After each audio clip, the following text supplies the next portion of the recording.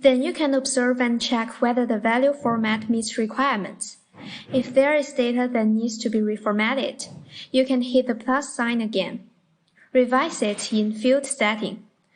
For example, we could arbitrarily set value to text or text to value. Here our fields all meet the requirements. Let me introduce a very common function, add new column. Well, it does it without affecting the original fields using existing fields to compute a new field.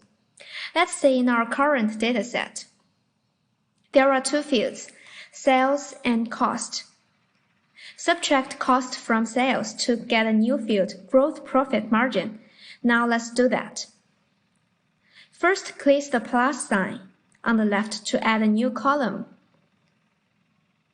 Name the new column gross profit margin.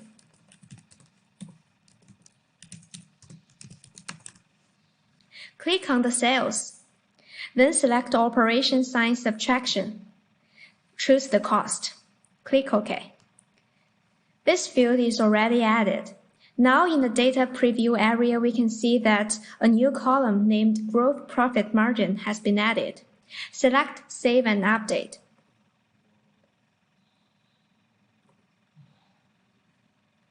Then go back to the data service package.